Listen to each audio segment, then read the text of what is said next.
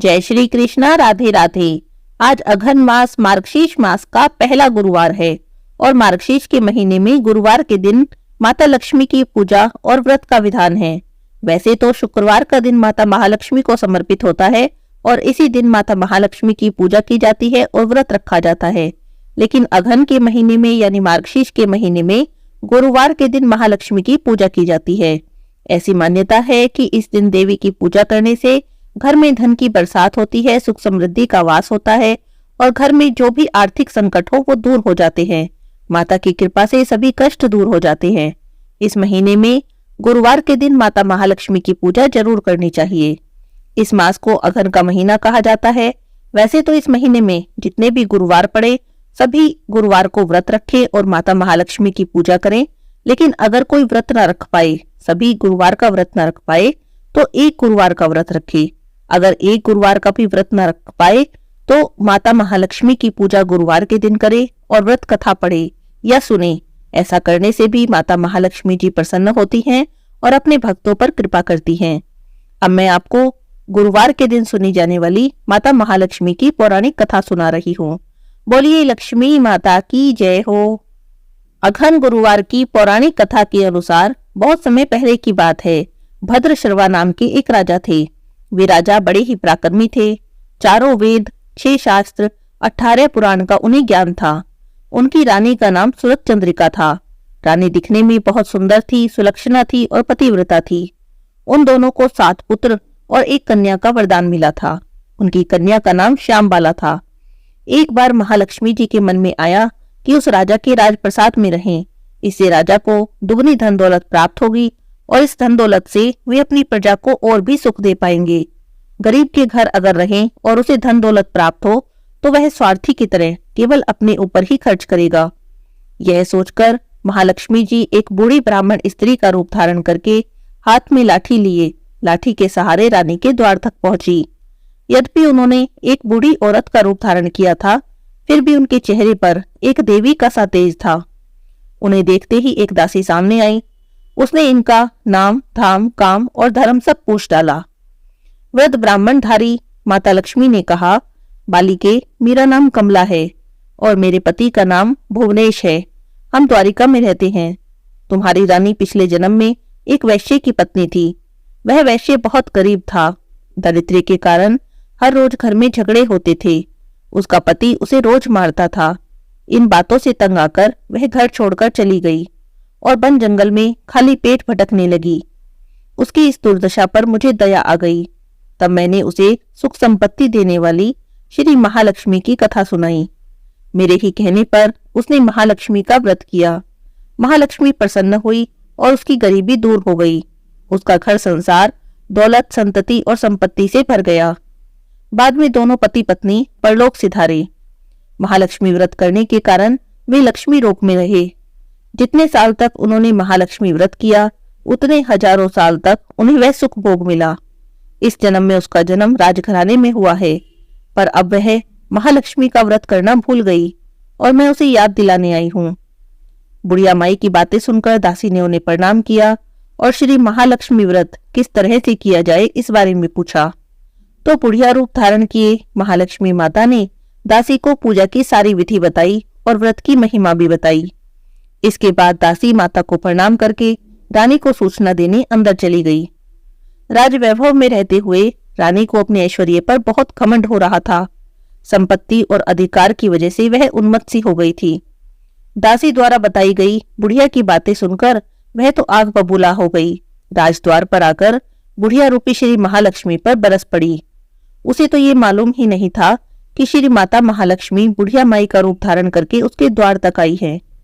पर रानी का इस कदर रूखा बर्ताव और अपना अनादर देखकर माता ने वहां ठहरना ठीक नहीं समझा और वे वहां से चल पड़ी। रास्ते में उन्हें राजकुमारी श्यामबाला मिली। उन्होंने श्यामबाला से सारी बात बताई। श्यामबाला ने अपनी ओर से माता महालक्ष्मी से क्षमा मांगी। तब माता को उस पर दया आ गई। उन्होंने श्यामबाला को श्री माता महालक्ष्मी के व्रत के बारे में बताया। उस दिन अघन यानी मार्गशीर्ष मास का पहला गुरुवार था। श्यामबाला ने पूरी श्रद्धा से महालक्ष्मी का व्रत रखा। उसके फलस्वरूप राजा सिद्धेश्वर के सुपुत्र मालाधर से उसका विवाह हुआ। वह धन दौलत ऐश्वर्य वैभव से मालामाल हो गई। पति के साथ ससुराल में आनंद से दिन बिताने लगी। इधर माता महालक्ष्मी का रानी पर प्रकोप हुआ। इसके फलस्वरूप राजा भद्रशर्वा का राज्य और राज कारोबार सब नष्ट हो गया। यहाँ तक कि उनके घर में खाने के भी लाले पड़ गए। ऐसी हालत में एक दिन राजा ने रानी से कहा कि हे रानी, न जाने किस पूर्व जन्म के कर्म के कारण हमें ये फल भोगना पड़ रहा है। तब रानी ने राजा से कहा कि हे राजन, हमारा दामाद इतना बड़ा राजा है, वह धनवान है, ऐश्वर्यशाली है, क्यों न उसके पास जाया जाए और उसे अपना हाल बताएं, वह जरूर हमारी मदद करेगा। इस पर राजा भद्रशर्वा दामाद के पास रवाना हुए। राज्य में पहुंचकर एक तालाब के किनारे थोड़ी देर विश्राम करने के लिए रुक गए। तालाब से पानी लेते समय आते जाते दासियों ने उन्हें देखा। उन्होंने विनम्रता से उनकी पूछताछ की। तब उन्हें मालूम हुआ कि वे तो रानी श्यामबाला के पिता हैं। तब वे दासियां दौड़ती हुई रानी श्यामबाला के पास गई और उन्होंने रानी को सारी बात बताई। तब रानी ने अपने पिता को आया हुआ जाना तो दासी के हाथ राज परिधान भेजे और बड़े ठाठ से उनका स्वागत किया, आदर सत्कार किया, उन्हें खाना पीना खिलवाया। जब वे लौटने लगे तो सोने की मोहरों से भरा एक खड़ा दिया। राजा भद्रशर्वा जब वापस लौटे तब उन्हें देखकर रानी सूरजचंद्रिका बहुत प्रसन्न हुई। उन्होंने सोने की मोहरों से भरे घड़े का मुंह खोलकर देखा, पर हाय रे भगवान, घड़े में तो धन के बदले कोयले मिले। यह सब श्री महालक्ष्मी के प्रकोप से ही हुआ था। इस प्रकार दुर्दशा में और भी कई दिन बीत गए। तब रानी स्वयं अपनी कन्या के पास गई। उस दिन अघन माह का अंतिम गुरुवार था। श्यामबाला ने श्री माता महालक्ष्मी का व्रत किया था, पूजा की और अपनी माता से भी इस व्रत को करवाया। इसके बाद जब रानी अपने घर आई तो माता महालक्ष्मी का व्रत रखने पर उसे फिर से अपना राजपाट, धन दौलत और ऐश्वर्य प्राप्त हुआ। वह फिर से सुख शांति और आनंद के साथ जीवन बिताने लगी। पर कुछ दिनों बाद जब रानी श्यामबाला अपने पिता के घर आई तो उन्हें अपने घर देखकर सूरजचंद्रिका को पुरानी सब बातें याद आ गई। उसने सोचा कि श्यामबाला ने अपने पिता को घड़ा भर कोयला दिया था, उसने और तो कुछ भी नहीं दिया। इस कारण श्यामबाला को अपने पिता के घर आने पर कोई भी आदर सत्कार नहीं किया गया, बल्कि बहुत ही अनादर किया गया। पर उन्होंने इस बात का बुरा नहीं माना। घर लौटते समय अपने पिता के घर से थोड़ा सा नमक ले लिया। घर लौटने पर पति ने पूछा कि मायके से क्या लाई हो? तब उसने जवाब दिया, वहां का सार लाई हूं। तब उनके पति ने पूछा, इसका क्या अर्थ है? तब श्यामबाला बोली, थोड़ा धीरज रखिए, थोड़ी देर में सब पता चल जाएगा। उस दिन श्यामबाला ने सारा भोजन नमक डाले बिना ही बनाया और परोस दिया। जब उनके पति ने खाना खाया तो सारा खाना बिना नमक का था, इसीलिए बिल्कुल भी स्वाद नहीं आया। फिर श्यामबाला ने थाली में नमक डाला तो सारा भोजन स्वादिष्ट लगने लगा। तब श्यामबाला ने अपने पति से कहा, यही है वह मायके से लाया हुआ सार। तब उसके पति को उसकी बात सही लगी। फिर वे दोनों हंसी मजाक करते हुए भोजन करने लगे। ऐसी मान्यता है कि इस तरह से श्रद्धा भाव से जो भी माता महालक्ष्मी की पूजा करता है, व्रत करता है, कथा को पढ़ता है, उसे माता महालक्ष्मी की कृपा प्राप्त होती है, सुख संपत्ति और शांति की प्राप्ति होती है, उसकी सभी मनोकामनाएं पूरी हो जाती हैं। लेकिन ये सब कुछ प्राप्त होने के बाद माता महालक्ष्मी की पूजा को नहीं भूलना चाहिए। हर गुरुवार को व्रत करना चाहिए, कथा पढ़नी चाहिए और माता महालक्ष्मी की पूजा करनी चाहिए। गुरुवार का व्रत ना रख सकें तो कथा पढ़ के माता महालक्ष्मी की पूजा करें और माता महालक्ष्मी को सफेद मिठाई या खीर का भोग लगाएं। ऐसा करने से महालक्ष्मी जी अपने भक्तों की मनोकामनाएं अवश्य ही पूरी करती हैं। बोलिए माता महालक्ष्मी की जय हो। अब मैं आपको अगहन मास के गुरुवार को सुनी जाने वाली लक्ष्मी जी की दूसरी कथा सुनाती हूँ। एक बार की बात है, एक गांव में एक गरीब ब्राह्मण रहता था।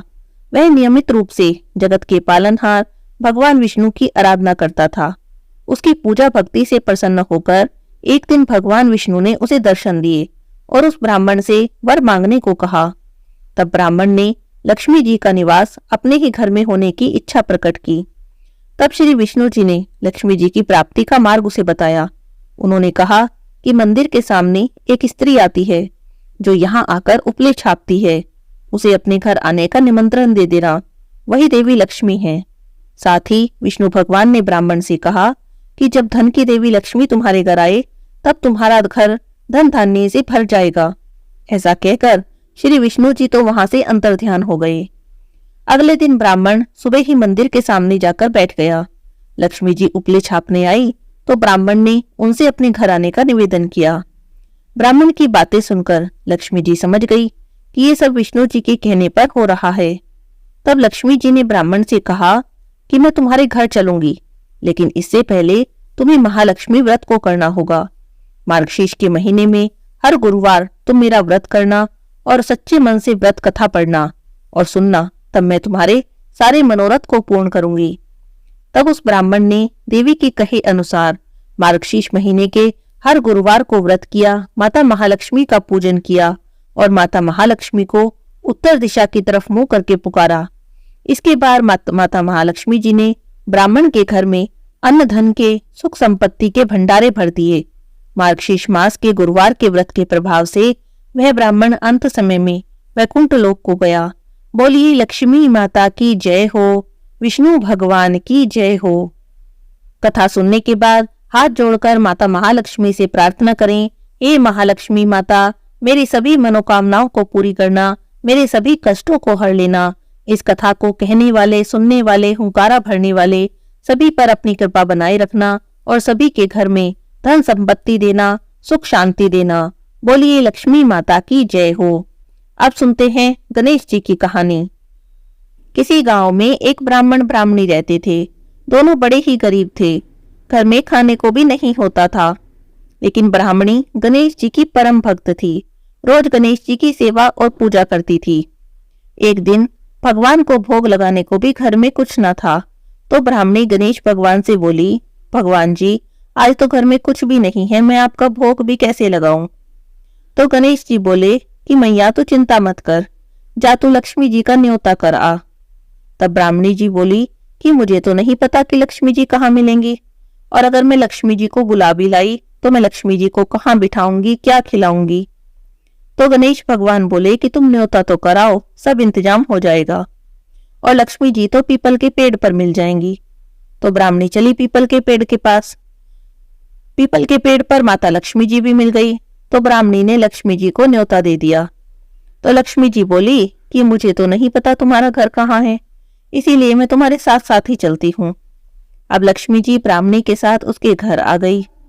अब ब्राह्मणी गणेश भगवान से बोली कि भगवान अब क्या करूं, लक्ष्मी जी तो मेरे साथ साथ आ गई हैं, अब इन्हें कहाँ बिठाऊं, क्या खिलाऊं, मेरे घर में तो कुछ भी नहीं है। अब तो ये साथ साथ आ गई है, मैं तो पड़ोस से भी मांग कर नहीं ला सकती। तो गणेश जी भगवान बोले, बुढ़िया माई चिंता न कर, लक्ष्मी जी से भंडारे की चाबी मांग ले। अब ब्राह्मणी गई लक्ष्मी जी के पास, बोली मुझे भंडारे की चाबी दे दो। तो लक्ष्मी माता ने उसे भंडारे की चाबी दे दी। ब्राह्मणी ने भंडारा खोल कर देखा तो भंडारा भरा पड़ा था। ब्राह्मणी तो देखकर बड़ी खुश हो गई। उसने तो 56 भोग बनाए, गणेश जी को भोग लगाया, माता लक्ष्मी जी को भोजन कराया, सारे परिवार वाले भी जी भर के जीम लिए, तो भी भंडारा खाली ना हुआ। तो वह बोली अब क्या करूं? गणेश जी बोले खा बांट। तो ब्राह्मणी बर बोइये बांटने लगी। तो सब कहने लगे कि कल तक तो तुम हमारे घर से मांग कर ले जाती थी, आज बोइये बर के बांट रही हो, ऐसा क्या हो गया? तो वो बोली कि मेरे पे तो गणेश लक्ष्मी जी की कृपा हुई है। तो लक्ष्मी जी जाने लगी। तो बुढ़िया माई लक्ष्मी जी को रोकने लगी। तो लक्ष्मी जी बोली, ब्राह्मणी मैं एक जगह नहीं रह सकती, सबका मान रखती हूँ, सबके घर जाती हूँ, पर फिर वापस भी आ जाती हूँ। जिसके जैसे कर्म हैं उन कर्मों के अनुसार ही उनके यहाँ निवास करती हूँ। तो ब्राह्मणी बोली कि नहीं लक्ष्मी जी, आप मेरा घर छोड़कर मत जाओ। गणेश जी की भगवान की कृपा से बुढ़िया माई के घर में, बुढ़िया ब्राह्मणी के घर में लक्ष्मी माता ने वास किया। लक्ष्मी माता ने उसके अन्न धन के भंडारे भर दिए। हे गणेश जी भगवान, हे लक्ष्मी माता, जैसी कृपा आपने उस ब्राह्मणी पर की ऐसे ही सब पर करना, सबके घर में वास करना, सबके घर में खूब धन संपत्ति देना। बोलिए गणेश जी भगवान की जय हो, लक्ष्मी माता की जय हो।